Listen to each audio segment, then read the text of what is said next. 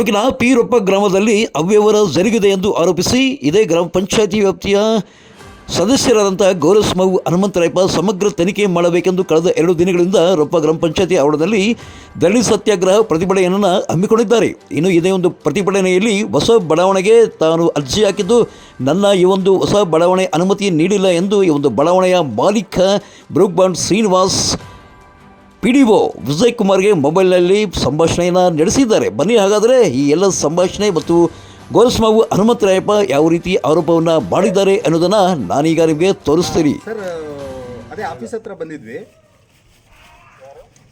Sir, ನಾವು SV Nagar layout owner sir ಮಾತಾಡ್ತಾ ಇರೋದು. ನಾವು ಸೆಪ್ಟೆಂಬರಲ್ಲೇ ಕೊಟ್ಟಿದ್ವಿ ನಿಮಗೆ ಮಾಡಿಕೊಡಿ ಅಂತೇಳಿ. ಇವತ್ತುವರೆಗೂ ಖಾತೆ ಅಲ್ಲ, owner S V Nagar owner ತಾವು ಕೊಟ್ಟಿದ್ವಿ. ನಾಳೆ ನಿನ್ನೆ ಸಾಮಾನ್ಯ ಸಭೆ ಮಾಡಿಕೊಡ್ತೀವಿ ಅಂದ್ರಿ. ಗೌರ್ಮೆಂಟೇ ಅನಾಥರೈಸ್ಡ್ ಲೇಔಟ್ಸ್ಗೆ ಕೊಟ್ಟಿದೆ ಮಾಡಿಕೊಡಿ ಅಂತ. ಯಾಕೆ ಕಟ್ ಮಾಡ್ತೀರಾ? ಕಟ್ ಮಾಡಿದ್ರು.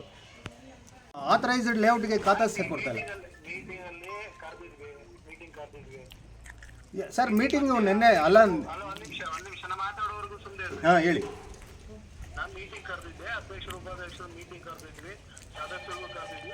ಅಧ್ಯಕ್ಷರು ಅನಾರೋಗ್ಯ 45 ದಿವಸ ಪಂಚಾಯತ್ ಕೊಟ್ಟು ಉಪಾಧ್ಯಕ್ಷರು ಆಪರೇಷನ್ ಇದೆ, ಶ್ರೀದೇವ್ ಹಾಸ್ಪಿಟಲ್ ಅಡ್ಮಿಟ್ ಇದ್ದಾರೆ. ಅವ್ರು ಬರ್ತಾರೆ, ಮೀಟಿಂಗಲ್ಲಿ ಪಾಸ್ ಮಾಡ್ಕೊಂಡ್ರೆ ನಾನು ಮಾಡ್ಕೊಡ್ತೀನಿ. ನಾನು ಮೀಟಿಂಗಲ್ಲಿ ಪಾಸ್ ಆಗಬೇಕು. ಮತ್ತೆ ಮೀಟಿಂಗ್ ಡೇಟ್ ಕೊಡ್ತೀನಿ ಶಾರ್ಟ್ಲಿ. ಅವ್ರು ಬರೋದ ಕಾಯ್ತಾ ಇದ್ದೀವಿ. ಬಂದ ಮೇಲೆ ಮೀಟಿಂಗ್ ಡೇಟ್ ಕೊಡ್ತೀವಿ. ಬಂದ ತಕ್ಷಣ ಮಾಡ್ತೀನಿ ಸರ್. ಒಂದೇ ಒಂದು ನನ್ನ ಮಾತು ಅರ್ಥ ಮಾಡ್ಕೊಳ್ಳಿ ಸರ್.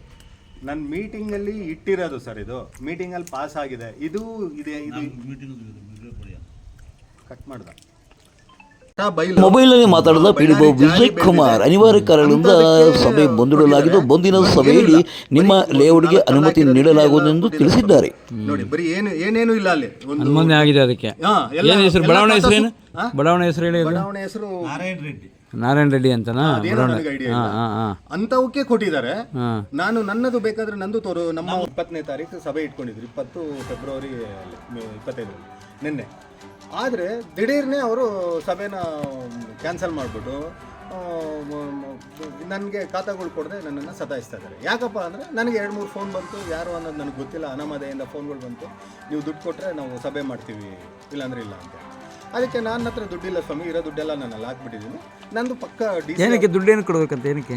ಖಾತಾ ರಿಲೀಸ್ ಮಾಡಬೇಕಂದ್ರೆ ದುಡ್ಡು ಕೊಡ್ಬೇಕಂತ. ಇದು ನಾನು ಪಕ್ಕ ಡಾಕ್ಯುಮೆಂಟೆಡ್ ಸ್ವಾಮಿ, ಎಲ್ಲ ಡಾಕ್ಯುಮೆಂಟೆಡು. ಟೌನ್ ಪ್ಲ್ಯಾನ್ ಅಪ್ರೂವಲ್ ಆಗಿದೆ, DC ಆರ್ಡರ್ ಆಗಿದೆ. ಪಂಚಾಯತಿಂದ ಮೊದಲೇ ಇವರು ಪಂಚಾಯತಿಂದನೂ ನನಗೆ NOC ಕೊಟ್ಟ ಆದಮೇಲೆ DCಗೆ ಹೋಗೋದು. ಪಂಚಾಯತಿಯಿಂದ ಇವರೇ ಕೊಟ್ಟಿದ್ದಾರೆ. ಇದೇ ವಿಜಯ್ ಕುಮಾರ NOCನೂ ಕೊಟ್ಟು ಪ್ಲ್ಯಾನ್ ಹಾಕ್ಸ್ಕೊಬನ್ನಿ ಅಂತ ಹೋಗ್ಬಿಟ್ಟು NOCನೂ ಕೊಟ್ಟಿದ್ದಾರೆ. ಅದಾಗಿ ಇವನು ನನ್ನ ಲೇಔಟ್ ಖಾತಾಗಳು ರಿಲೀಸ್ ಮಾಡಿದ್ರೆ ಹಾಗೆ ಇಟ್ಕೊಂಡಿದ್ದಾರೆ. ಆಯಿತು ಸರಿ ಅಂತ ಹೋಗ್ಬಿಟ್ಟು ನಾವು ಸುಮ್ಮನೆ ಇದ್ವಿ. ನಿನ್ನೆ ಸಭೆ ಮಾಡ್ತಾರೆ ಅಂದ್ಕೊಂಡ್ರೆ ಸಭೆನೂ ಮಾಡಲಿಲ್ಲ, ಮುಂದುವರಿದು. ನಮ್ಮ ಒಂದು ಇದಕ್ಕೆ ದೇವರು ಸರ್ಕಾರದಿಂದನೂ ಏನಾಗಿದೆ, ಅನ್ಆಥರೈಸ್ಡ್ ಲೇಔಟ್ಸ್ಗೂ ಕೊಡಲೇಬೇಕು ಅಂತ ಹೋಗ್ಬಿಟ್ಟು ಆರ್ಡರ್ ಆಗಿದೆ.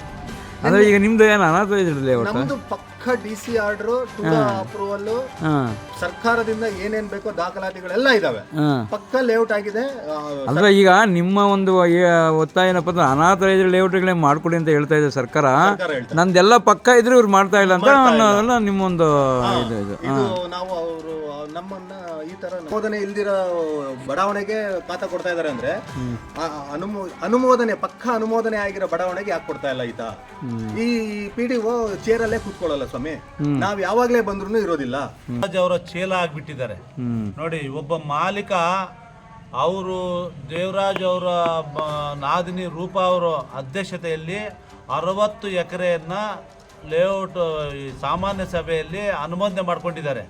60 ಎಕರೆ ಲೇಔಟ್ಗೂ ಇಲ್ಲದೆ ಇರೋ ಕಾನೂನ್ನ ಇವ್ರದೊಂದಕ್ಕೆ ಕಾನೂನು ಯಾಕೆ ಇಟ್ಕೊಂಡಿದ್ದಾರೆ ಅಂತ ಇವಾಗಲೇ ಆಲ್ರೆಡಿ ಅವರು ಬಹಿರಂಗವಾಗಿ ಹೇಳ್ತಾ ಇದ್ದಾರೆ.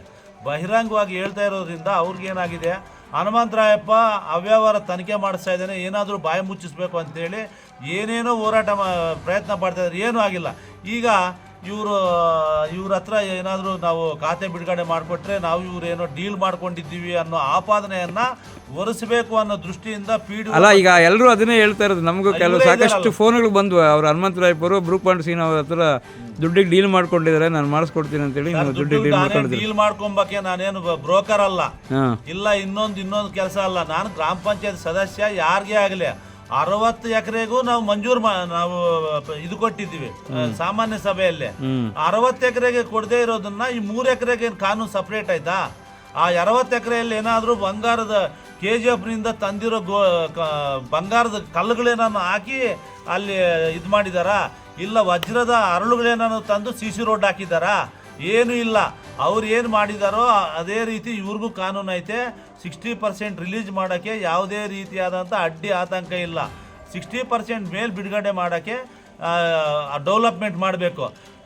ದನ ಕರುಗಳೆಲ್ಲ ಕಟ್ಟಾಕಿರೋ ಲೇಔಟ್ಗೆ ರಿಲೀಸ್ ಮಾಡ್ತಾ ಇದ್ದಾರೆ ಈ PDO ವಿಜಯ್ ಕುಮಾರ್ ಅವರು.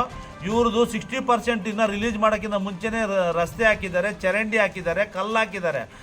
ಯಾವುದೇ ರೀತಿಯ ಕಲ್ಲು ಹಾಕಿದರೆ ಸಾಕು 60% ರಿಲೀಸ್ ಮಾಡಬೇಕಂತ ಟೂಡಾ ಪ್ಲಾನೇ ಇದೆ, ಅಪ್ರೂವಲ್ ಕಾಪಿ ಇದೆ, ಎಲ್ಲ ಇದೆ. ಆದರೆ ಹನುಮಂತರಾಯಪ್ಪನ್ನ ಮತ್ತು ಸೀನಪ್ಪನ್ನ ಕುಗ್ಗಿಸಿ ಅವ್ರ ಡಿಮ್ಯಾಂಡ್ 25 ಲಕ್ಷ ಪಡ್ಕೊಂಡೇ ನಾವು ಮಾಡಬೇಕು ಅನ್ನೋ ಒಂದೇ ಒಂದು ದೃಷ್ಟಿಯಿಂದ ಇದು ಮಾಡ್ತಾ ಇದ್ದಾರೆ ವಿನ ಬೇರೆ ಯಾವುದೇ ರೀತಿಯಲ್ಲ. 25 ಲಕ್ಷ ಕೊಡದೇ ಇರೋದಕ್ಕೆ ಸಾಮಾನ್ಯ ಸಭೆಯನ್ನು ರದ್ದು ಮಾಡಿದ್ದಾರೆ. ಅದರಿಂದ ಈ ಪಂಚಾಯತಿ ಅಭಿವೃದ್ಧಿ ಅಧಿಕಾರಿನ ಕೂಡಲೇ ಅಮಾನತು ಪಡಿಸಿ ಇವ್ರ ವಿರುದ್ಧ ತನಿಖೆ ಕೈಗೊಳ್ಳೋವರೆಗೂ ನಾವು ಎದ್ದೋಳಲ್ಲ. ಈ ಪ್ರತಿಭಟನೆ ನಾನು ಇವತ್ತು ಎಷ್ಟನೇ ದಿನ ಇದು? ಇದು 2ನೇ ದಿವಸ ಸರ್. Okay right. ನಾನು ಗ್ರಾಮ ಪಂಚಾಯತ್ ಪಾಲ್ಗೊಂಡೆ. ಈಗ ನಾನು ಈಗಾಗಲೇ ಗೌರ್ಮೆಂಟ್ ರಿಟೈರ್ಡ್ ಆಗಿದ್ದೀನಿ. ನಾನು ರಿಟೈರ್ಡ್ ಸರ್ವಿಸ್, ನಾನು ಗೌರ್ಮೆಂಟ್ ಕಮರ್ಷಿಯಲ್ ಟ್ಯಾಕ್ಸ್ ಡಿಪಾರ್ಟ್ಮೆಂಟಲ್ಲಿ ರಿಟೈರ್ಡ್ ಆಗಿ ಇನ್ಸ್ಪೆಕ್ಟರ್ ರಿಟೈರ್ಡ್ ಆಗಿದ್ದೀನಿ. ಈಗ ನಾನು ಒಂದು ಅವಸರವಾಗಿ ನಾನು ಒಂದು ಬೋರ್ದೊಂದು ರಿನ್ಯೂವಲ್ ಮಾಡೋಕ್ಕೋಸ್ಕರ ಅಂದ್ಬಿಟ್ಟು ಒಂದು ರಿನ್ಯೂವಲ್ ಮಾಡೋಕ್ಕೆ ಅಂದ್ಬಿಟ್ಟು 5/2/2025 ಅರ್ಜಿ ಕೊಟ್ಟಿದ್ದೀನಿ ಇವರಿಗೆ. ನಾನು ಬೆಂಗಳೂರಿನಿಂದ ಸುಮಾರು ಇದಕ್ಕೆ ಕೆಲಸಕ್ಕೋಸ್ಕರ ನಾನು 2-3 ಸಾರಿ ಬಂದಿದ್ದರೂ ಇವರು ಕೈಗೆ ಸಿಗೋದಿಲ್ಲ, ಫೋನಿಗೆ ಸಿಗೋದಿಲ್ಲ. ಫೋನ್ ಮಾತಾಡೋದು ಯಾವುದಕ್ಕೆ ನಮ್ಮನ್ನು ಕೇರೆ ಅನ್ನಲ್ಲ, ಮರ್ಯಾದೆ ಕೊಡಲ್ಲ, ಗೌರವ ಕೊಡಲ್ಲ. ಆದರೂ ತಿರ್ಗಾ ನಿನ್ನೆಲ್ಲ ಮಾತಾಡಿ ಫೋನ್ನಲ್ಲಿ ಅವರು ನಿನ್ನೆ ಕೇಳಿದಾಗ ಅವರು ನನ್ನ ತೀಕ್ಷ್ಣವಾಗಿ ನಿಂದಿಸಿ ನನ್ನ ಒಂದು ಗೌರ್ಮೆಂಟ್ ಸೀನಿಯರ್ ಸಿಟಿಜನ್ನ ನಿಮಗೆ ಹಾರ ಆಗಬೇಕಾ, ನಿಮಗೆ ಸನ್ಮಾನ ಮಾಡಬೇಕಾ ಅಂತ ನಿಂದಿಸಿ ಮಾಡಿದ್ದಾರೆ. ನಾನು ತುಂಬ ಮನೋವ್ಯಥೆಯಾಗಿದೆ. ಇದ್ರ ಬಗ್ಗೆ ತುಂಬ ನಾನು ಪ್ರೆಸ್ ಕಂಪ್ಲೇಂಟ್ ಮಾಡಿ ನಾನು ತುಂಬ ಈಗ ಹೈಯರ್ ಅಥಾರಿಟೀಸ್ಗೆ ಕಂಪ್ಲೇಂಟ್ ಮಾಡೋಣ ಅಂತ ಬಂದಿದ್ದೀನಿ. ಈಗ